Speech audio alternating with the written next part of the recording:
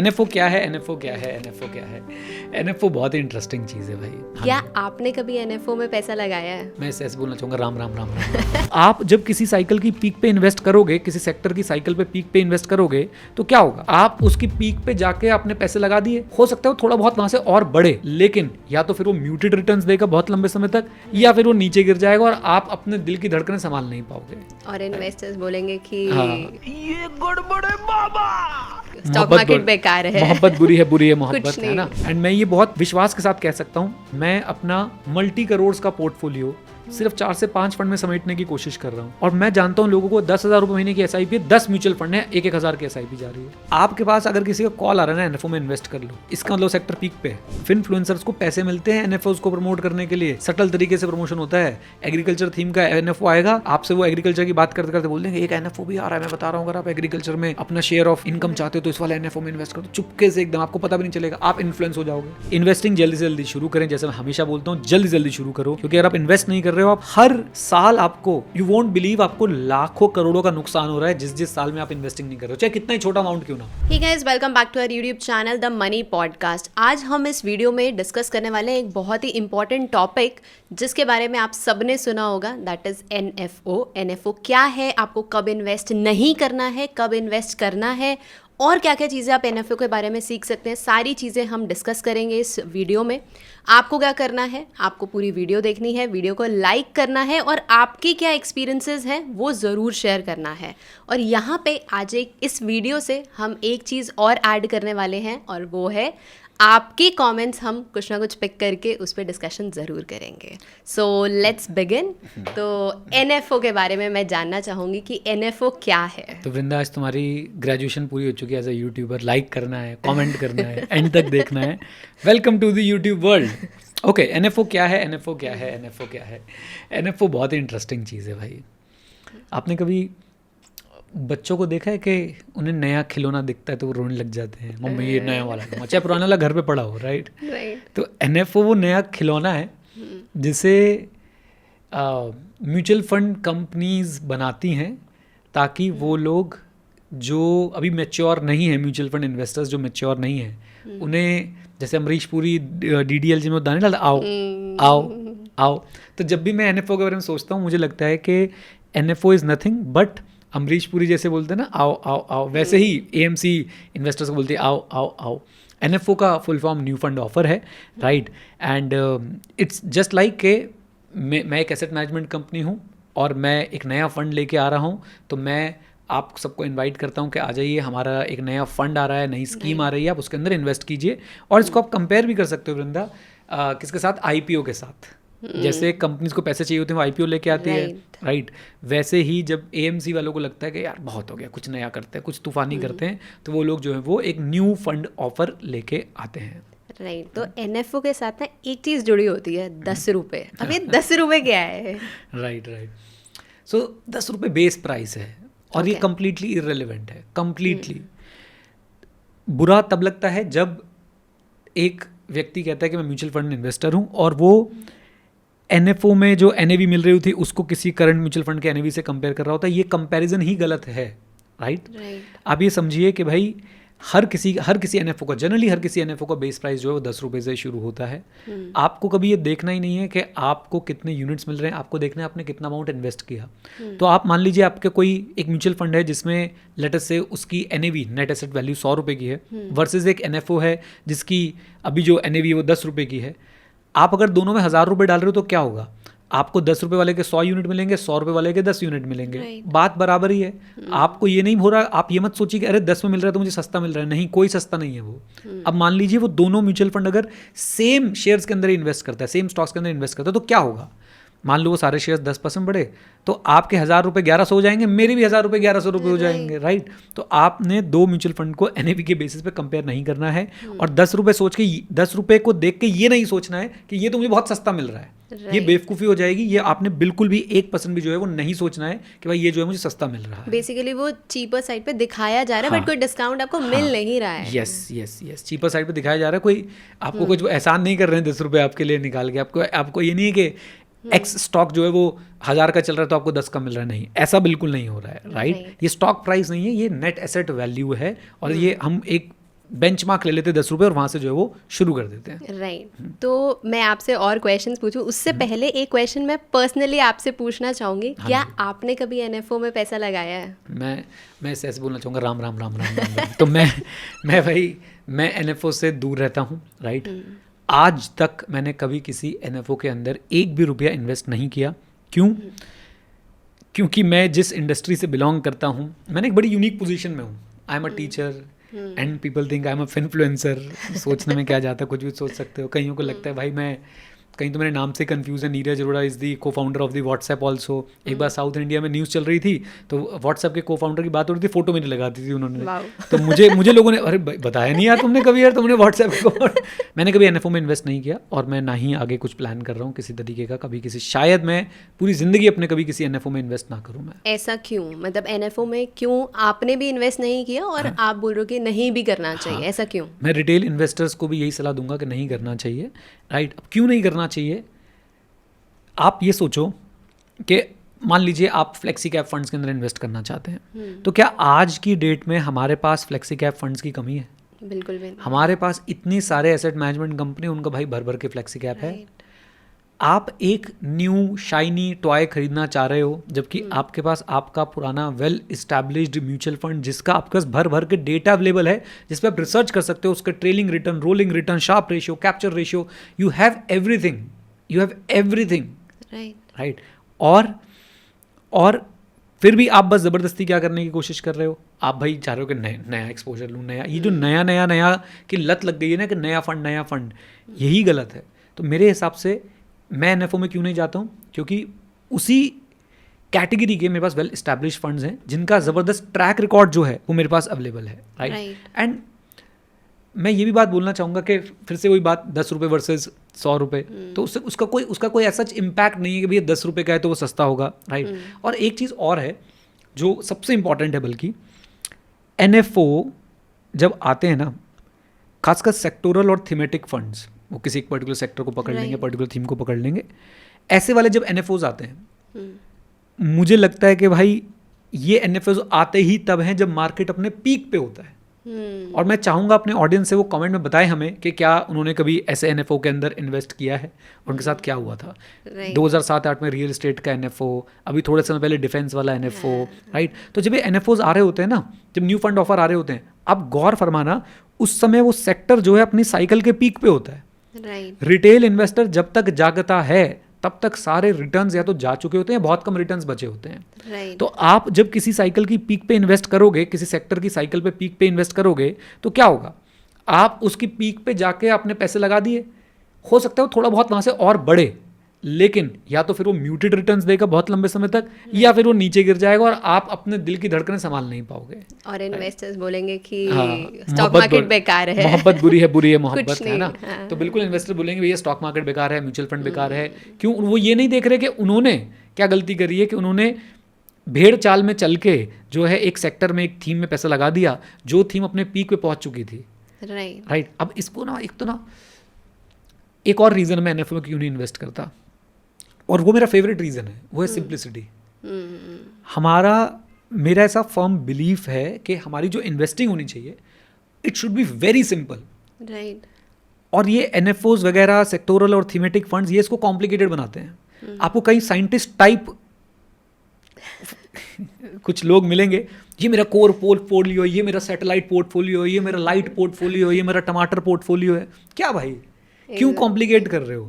हमने सीधे साधे सुंदर सुशील टिकाऊ इंडेक्स फंड को भी इंजेक्शन लगा लगा के ये इक्वल वेट हो गया, ये वैल्यू इंडेक्स, पता नहीं क्या क्या कर दिया है। एक्चुअली आजकल बहुत चलता है, मेरे को लग रहा है कि अगर आप बोलते हो ना कि सिंपल चीज़ें फॉलो करो, तो आपको ले लिया जाएगा कि भाई आपको खुद को कुछ नहीं पता, चीज़ें कॉम्प्लेक्स दिखाई जा रही हैं तो बड़ा नॉलेजेबल है चीज़ें। एग्जैक्टली, इसका कुछ टर्म है, और मैंने इसके ऊपर कुछ लिखा भी था कि people don't understand basic things and they pretend to understand the complex things, right. और कॉम्प्लेक्सिटी लोगों को ना लुभाती है, क्योंकि कॉम्प्लेक्स चीज़ों में इन्वेस्ट करके वो अपनी नज़रों में इंटेलिजेंट बन जाते हैं। और फिर चार बातें भी होती है ना, भाई आप शादी पार्टी में कहीं मिले हो, सगाई वगाई में कहीं मिले हो, वहाँ पे पास बात करने के लिए आप बोलोगे इंडेक्स फंड में इन्वेस्ट करो, बताओ कोई इंडेक्स फंड में इन्वेस्ट करता है?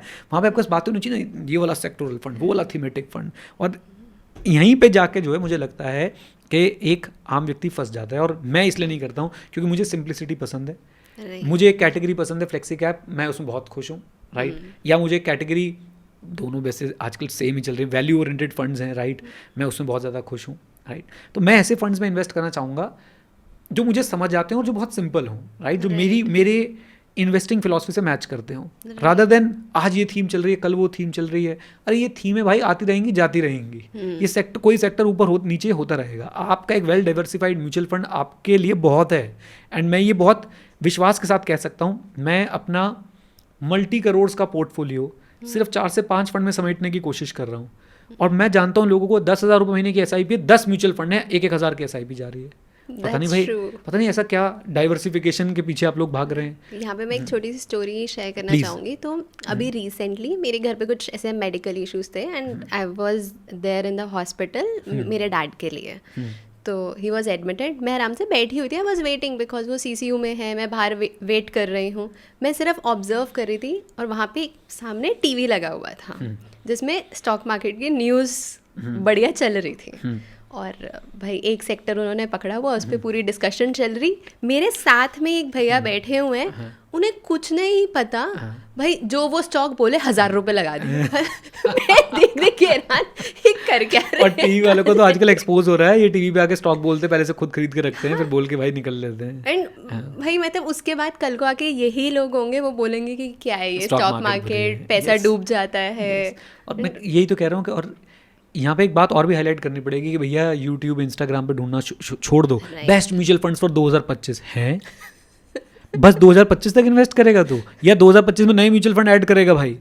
यहाँ तो भाई 2016 में एक म्यूचुअल फंड में इन्वेस्ट किया था, आज तक उसमें इन्वेस्टेड है। फिर 2017 में किया, आज तक उसमें इन्वेस्टेड है। 2018 में किया, आज तक उसमें इन्वेस्टेड है, राइट। और इवन अब मैंने नई पोजीशंस बिल्ड करनी शुरू करी है। उसके पीछे लॉजिक क्या है वो मैं बता दूं। कई लोग भाई बोले आपने क्यों नए म्यूचुअल फंड्स में इन्वेस्ट किया? मेरा एक फंड में एक्सपोजर बहुत ज़्यादा हो गया है, राइट।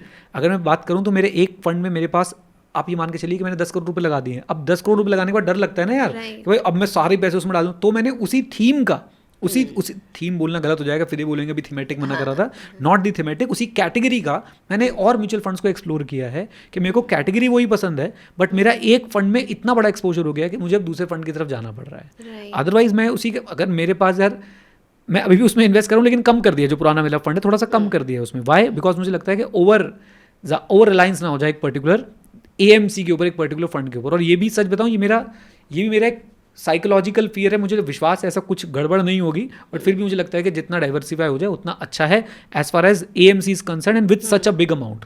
तो ये थॉट है। खैर, आपने जो सवाल पूछा था उसका जवाब मैं एक बार दोबारा देता हूँ। So why I don't invest, मुझे सेक्टोरल, थीमेटिक, ये सैटेलाइट, टमाटर पोर्टफोलियो, ये सब पसंद नहीं आते हैं, राइट। मुझे सिंप्लिसिटी बहुत ज़्यादा पसंद है। मुझे कॉन्फिडेंस तभी आएगा मेरी इन्वेस्टिंग पे जब मेरे पास किसी चीज़ का ट्रैक रिकॉर्ड अवेलेबल हो, राइट। और इट्स जस्ट लाइक कि अभी नई कंपनी आई है, आप लोग उसके IPO के दीवाने हो जा रहे हो, आपके पास उसका ट्रैक रिकॉर्ड नहीं है। अगर है भी, जब कोई कंपनी IPO लाती है ना, वो ऐसा होता है कि दुल्हन को सजा के लाए हैं जी। वो तो मेकअप उतरने के बाद पता चलता है कि दिखती कैसी है दीदी। ये फैक्ट एक्चुअली में, राइट। और लड़कों के साथ भी ऐसे ही होता है भाई, लड़के शादी की फोटो में जैसे दिख रहे होते हैं वैसे एक्चुअली में होते नहीं हो, राइट।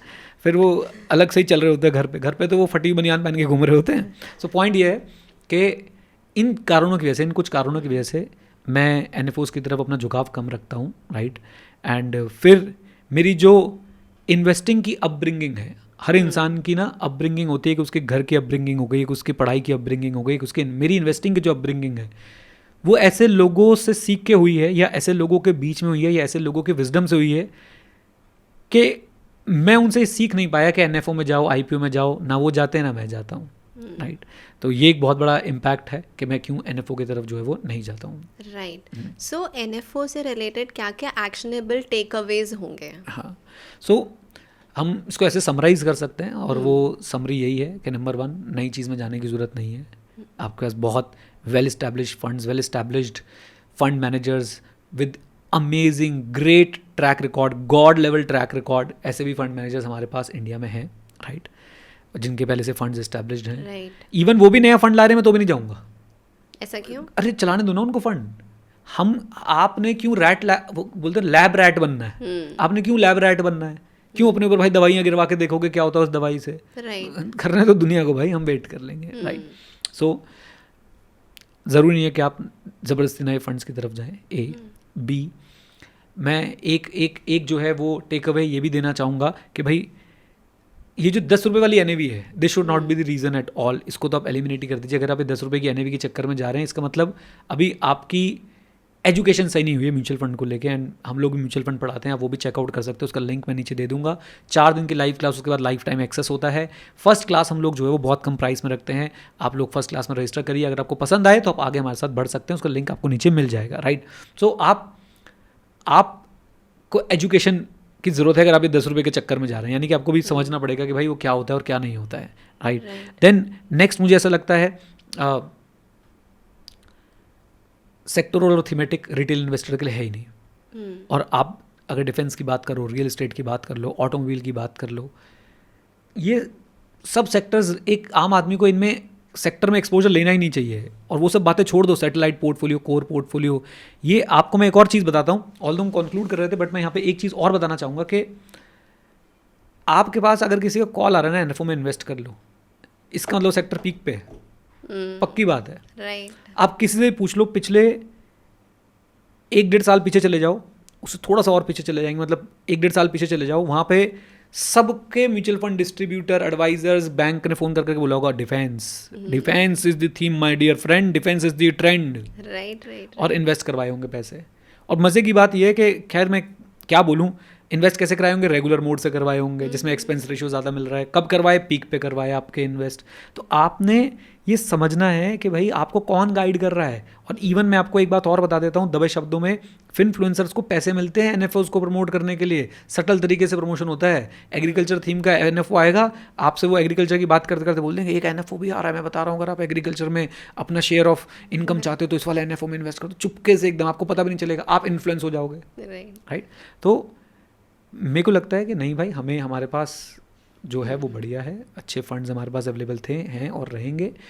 और किसी NFO में आपको अगर मतलब आपको लगता है कि भाई मुझे तो इसमें इन्वेस्ट करना ही करना है, तो एक आपके पास उसका रीज़न होना चाहिए। इसलिए नहीं नया है, इसलिए नहीं कि भाई ओहो ये वाले फंड मैनेजर ने लॉन्च किया, इस वाले फंड हाउस ने लॉन्च किया, इग्नोर नहीं पढ़ना आपको इस शोर के अंदर, बिल्कुल भी नहीं पढ़ना आपको इस शोर के अंदर। एक्चुअली जो आप चीज़ बोल रहे थे ना कि इन्फ्लुएंसर्स प्रमोट कर रहे होते हैं या बैंक से आपके पास कॉल्स आ रहे होती हैं, मतलब ये मैंने भी पर्सनली फील किया है कि बहुत ना हाइप मचा दी जाती है इन सब चीज़ों की।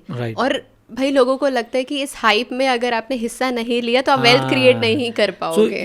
ये तो बहुत पुरानी चीज़ है ना, इसे बोलते हैं फोमो, और फोमो के साथ जुड़ी हुई है ग्रीड।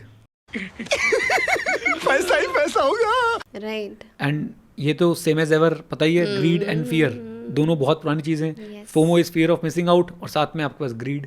ये तो डेडली कॉम्बिनेशन है वेल्थ डिस्ट्रॉय करने का। और इस डेडली कॉम्बिनेशन को मार्केट में लोग समझ नहीं पाते। जिन्होंने, मुझे ऐसा लगता है जिसने बिहेवियर पे काबू पा लिया ना अपने, वो जीत रहा है मार्केट में, राइट।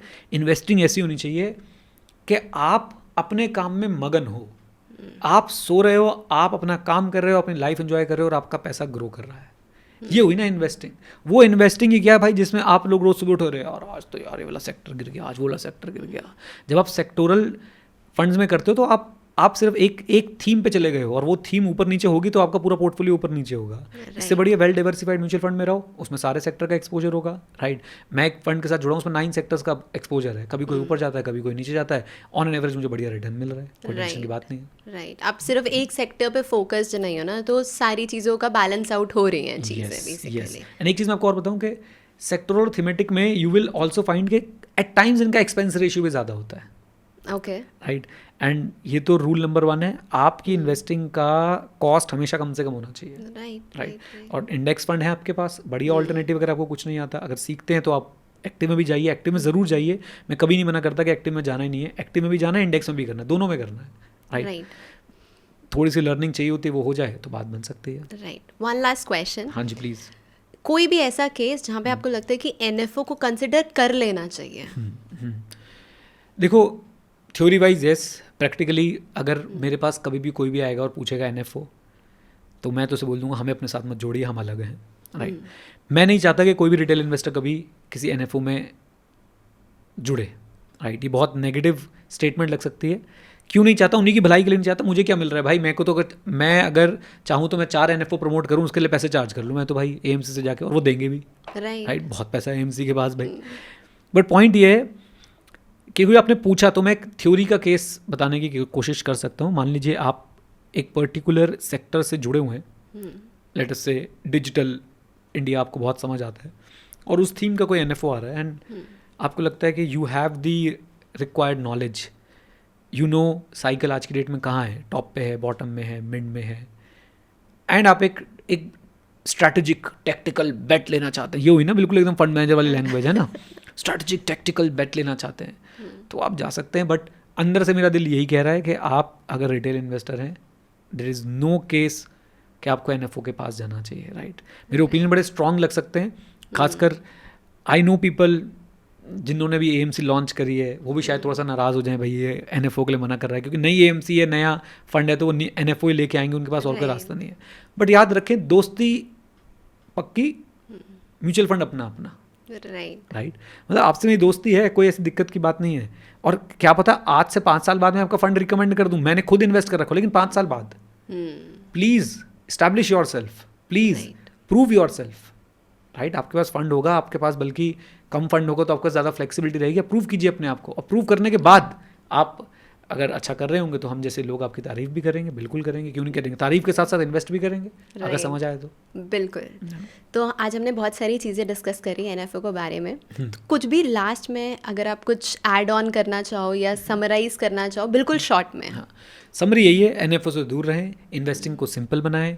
म्यूचुअल फंड्स बहुत सही टूल है, सही इंस्ट्रूमेंट है स्टॉक मार्केट में एक्सपोजर लेने का, उसका फ़ायदा उठाएं. इन्वेस्टिंग जल्दी से जल्दी शुरू करें, जैसे मैं हमेशा बोलता हूँ, जल्दी जल्दी शुरू करो, क्योंकि अगर आप इन्वेस्ट नहीं कर रहे हो, आप हर साल आपको, यू वोंट बिलीव, आपको लाखों करोड़ों का नुकसान हो रहा है जिस साल में आप इन्वेस्टिंग नहीं कर रहे हो, चाहे कितना ही छोटा अमाउंट क्यों ना हो. हर साल आपको लाखों करोड़ों का नुकसान हो रहा है, एक साल लाखों रुपए का नुकसान आपका करा रहा है. तो इन्वेस्टिंग शुरू कीजिए, सीख के शुरू कीजिए. हम भी सिखाते हैं, हमसे सीखना चाहते हैं आप सीख सकते हैं. हम कोई वादे नहीं करते कि आपको करोड़पति बना देंगे, आप मार्केट को बीट कर पाएंगे. आप सीख लेंगे, एजुकेट पक्का कर देंगे, आपको इस बात की एश्योरेंस है. राइट. बहुत बढ़िया. सो अब हम लास्ट सेगमेंट के साइड चलते हैं कि हम कमेंट्स देखते हैं जो लास्ट वीडियो पे कमेंट्स आए थे, 100% उन पे रिप्लाई करने की कोशिश करते हैं. यस. सो एक कमेंट मैं पढ़ रही थी. सो पहला कमेंट जो मैं आपके साथ डिस्कस करना चाहूँगी, 1 crore loss in a day means your portfolio is more than 25 CR. तो मैंने लास्ट वीडियो में बोला था कि मुझे एक दिन में 1 करोड़ का भी लॉस हुआ है. वो गलत था, क्योंकि उससे भी ज़्यादा हुआ है, राइट. एंड जो 25 करोड़ वाली बात बोली गई है वो भी गलत है, क्योंकि मेरा पोर्टफोलियो उससे भी ज़्यादा है. मैंने उनको रिप्लाई भी किया था कि at this point of time my portfolio is around 32 crore. बाबा इधर जहर खाने का पैसा नहीं है, राइट. एंड उसमें से as per the stats on a particular website जहाँ पर मैंने अपने फंड्स वगैरह और अपने डीमैट वगैरह इंपोर्ट कर रखे हैं, 83% 84% के आसपास म्यूचुअल फंड के अंदर है, राइट. अब पता है क्या, एक और ने कमेंट कर रखा था कि 1 करोड़ का लॉस आप फेंक रहे हो, बहुत ज़्यादा फेंक रहे हो. नेक्स्ट कमेंट वही डिस्कस करने. तो मैं बता देता हूँ कि भाई जब आपका 25-30 करोड़ का पोर्टफोलियो होता है तो 4-5% की मूवमेंट भी वो 1 करोड़ से ऊपर निकल जाती है. फॉर एग्जाम्पल, जिस दिन इलेक्शन का रिजल्ट आया था उस दिन की बात मैं बता रहा हूँ, उस दिन मुझे 1 करोड़ का लॉस था. तो उस समय मेरा पोर्टफोलियो शायद 20-22 करोड़ के आसपास था, और कुछ स्टॉक्स ज़्यादा गिरते हैं, कुछ स्टॉक्स कम गिरते हैं. तो ओवरऑल पोर्टफोलियो लेवल में मुझे 1 करोड़ से ऊपर का लॉस था उस दिन पे, राइट. एनीवेज, 2 बातें यहाँ पे. भाई ये पोर्टफोलियो में अब यहाँ पे बताता हूँ, अब आगे क्या क्वेश्चन आएगा, इसमें प्रॉफिट कितना है. ऑनेस्टली मैं आपको एक बात बताता हूँ, my profit is also in crores, right. मैं फोकस ही नहीं करता उसके ऊपर. क्यों? ये मेरे इन्वेस्टिंग ईयर्स है ना. I am right now I am accumulating units, right now I am accumulating funds, right now I am accumulating, I am putting the money in. मैं अगर इस समय देखने बैठ गया कि भाई मेरा प्रॉफिट कितना हो रहा है, तो क्या मैं फिर क्या लड्डू म्यूचुअल फंड एजुकेटर हुआ भाई? मुझे 5-7 साल और लगेंगे. जब तक मैं एक्टिवली कमा रहा हूँ तब तक मैं अपने प्रॉफिट के बारे में ज़्यादा सोच नहीं रहा हूँ, मैं बस पैसा वहाँ पे डालता जा रहा हूँ. हाँ, मेरा पोर्टफोलियो लेवल पे अगर आप XIRR की बात करते हैं, which consist of arbitrage fund, debt and equity, तो 14% के आसपास है. And I am happy with that, क्योंकि उसमें एक बड़ा पोर्शन जो है भी आर्बिट्राज फंड में है, जिससे मैं अभी अपनी STPs कर रहा हूँ, सिस्टमेटिक ट्रांसफर प्लान जो है मैं उसको वहाँ पे लगा रहा हूँ. सो एक बात मैं ये भी बोलना चाहूँगा कि गलती इनकी भी नहीं है जो ये बोल रहे थे कि 1 करोड़ आप फेंक रहे हो, क्योंकि सोशल मीडिया पे हुआ ही यही है आज तक. झूठ बोला गया, झूठे स्क्रीनशॉट दिखाए गए, राइट, इंप्रेस किया गया झूठी बातें बोल के. तो इनकी भी गलती नहीं है. सच्चे व्यक्ति पे इनिशियली कोई विश्वास नहीं करता, राइट. और झूठों पे जल्दी कर लेता है क्योंकि झूठ बड़े प्यार से बोलते हैं। एंड बहुत जल्दी ही मुझे लगता है कि मुझे जब तक मैं एक्टिवली कमा रहा हूँ मैं अपने प्रॉफिट्स को नहीं देख रहा हूँ, ऑल्दो मैंने बताया कि वो भी it is running into crores only, right. But बहुत जल्दी मैं ये चीज़ अपने पोर्टफोलियो से प्रूव करूँगा कि एक म्यूचुअल फंड इन्वेस्टर भी अच्छी खासी वेल्थ क्रिएट कर सकता है। Yes, there are certain prerequisite, वो हम बात कर लेंगे, लेकिन कर सकता है, राइट। और आप ये सोचिए कि मैं एक सिंपल सी बात बोलता हूँ कि सबको मैं एक होमवर्क देता हूँ, रूल ऑफ 72 लगा के देखिए और 12% के रिटर्न से लगा के देखिए। मैं तो मेरा जो सबसे बड़ी जो इन्वेस्टमेंट है, जो सबसे बड़ा म्यूचुअल फंड मेरे पोर्टफोलियो में है, it is giving me an XIRR of around 19 to 20%। मैं उसकी बात ही नहीं कर रहा, मैं कह रहा हूँ 12% से लगा के देखो कि 30 करोड़ के पोर्टफोलियो का अगले 14 साल में क्या अमाउंट हो जाएगा, सिर्फ 12% से लगा के देखो, राइट। ये आप करके देखें, ये पता चलेगा इनको। एंड प्लीज़ एटलीस्ट भाई मेरे ऊपर शक मत करो भाई, मैं जो बोलता हूँ यहाँ पे आके भाई सच बोलता हूँ यार। एंड मेरी ऐसी आदत नहीं है कि मैंने जो ना किया हो वो आपको बताऊँ। मैं हमेशा कोई गलती होगी गलती शेयर करूँगा, कोई अच्छी बात होगी अच्छी बात शेयर करूँगा, राइट। सो एक और कमेंट आपके लिए आया हुआ था, you speak so politely clearly, doing great work. और इनका मैंने जस्ट अभी नोटिस करा रीड करते हुए, इन्होंने जो हैंडल भी बना रखा है that is with the name of Neeraj Arora. भाई कोई नीरज नाम का व्यक्ति अभी अब मेरे ऊपर हाँ, मैं वही बोल रही हूँ, तभी मैं क्लैरिफाई कर रही हूँ। मैंने अपनी तारीफ में कुछ नहीं लिखा है भाई, राइट। सो थैंक यू बोलना चाहूँगा मैं इनको। और मैं ऐसा हूँ नहीं अपने प्रोफेशन में, इन्वेस्टिंग में मैं ऐसा हूँ, Yes. ये मेरी स्प्लिट पर्सनालिटी है। When it comes to investing, again मेरी अपब्रिंगिंग ऐसी हुई है इन्वेस्टिंग को लेके, जो मेरे गुरुज रहे हैं, जो मेरे वर्चुअल गुरुज रहे हैं, जो किताबें मैंने पढ़ी हैं या जिनसे मैंने मिलके भी सीखा, वो सब ऐसे काम है when it comes to investing. और जब when it comes to my profession that is teaching, आप मुझे कभी क्लास में बोलते हुए देख लेंगे ना, मैं इतना शांत नहीं हूँ, मैं बहुत एनर्जी के साथ और बहुत जोश और खरोश के साथ जो पढ़ाता हूँ और फुली मोटिवेटेड रहता हूँ। एक नया नेक्स्ट लेवल हाई मिल रहा होता है मुझे पढ़ा के, राइट। एंड जब इन्वेस्टिंग की बात चल रही होती है, जब इन्वेस्टिंग करनी होती है, ओहो, तब मैं बिल्कुल एकदम काम एंड कंपोज तरीके से अपने डिसीजंस ले पाता हूँ, राइट। और मैं यहाँ पे एक बात और बोल दूँ कि पेशेंस जो है ना, हम सबको पेशेंस सिखाते हैं। इन्वेस्टिंग में मेरे अंदर ज़बरदस्त पेशेंस है, ज़बरदस्त। इतने पेशेंस हैं कि मैं घास को उगता हुआ देख सकता हूँ, अगर वो इन्वेस्टिंग से रिलेटेड है तो मैं नोटिस कर सकता हूँ, अच्छा अभी तो लगाई है, बढ़ने दो। When it comes to my professional work, मेरे अंदर ज़ीरो पेशेंस है। मुझे भाई I want what I want and I want it now, but इसका इम्पैक्ट मेरी इन्वेस्टिंग पे बिल्कुल नहीं है, ये मेरी स्प्लिट पर्सनैलिटी है, राइट। बिल्कुल मैं रिलेट कर सकती हूँ क्योंकि मैंने दोनों चीज़ें देखी हैं आपकी। yes. सो एक कमेंट और मैं डिस्कस करना चाहूँगी यहाँ पे, जो कि मेरे को काफ़ी अच्छा लगा। सो प्लीज़ आप रेगुलर ऐसे वीडियोस बनाते रहें। वीडियो में बातें सिंपल होती हैं पर इफ़ेक्टिव बहुत होती हैं। मैं यहाँ पे एक बात बोलना चाहूँगा कि जितनी भी बातें आपकी ज़िंदगी को संवार सकती हैं, जितनी भी बातें आपकी ज़िंदगी में मैटर करती हैं, जितनी भी बातें आपकी लॉन्ग टर्म लाइफ को सुधारेंगी, वो सारी सिंपल है, राइट। स्ट्रेट फ्रॉम योर कपड़े, योर खाना, your investing, your profession, your anything, your personal life, your professional life, keep it as simple as possible. Complicate कर करके हम सब बिगाड़ देते हैं। अपने कपड़े कॉम्प्लिकेट कर दिए, खाना कॉम्प्लिकेट कर दिया, अपना इन्वेस्टिंग कॉम्प्लिकेट कर दी, पर्सनल प्रोफेशनल लाइफ कॉम्प्लिकेट कर दी, और यही कॉम्प्लिकेशंस हैं जो आपको फिर दुख बन के आपके सामने घूमते रहते हैं। जो लोग 10,000 महीने की SIP कर रहे हैं और 10 फंड्स के अंदर SIP कर रहे हैं, ये है कॉम्प्लिकेशन, राइट।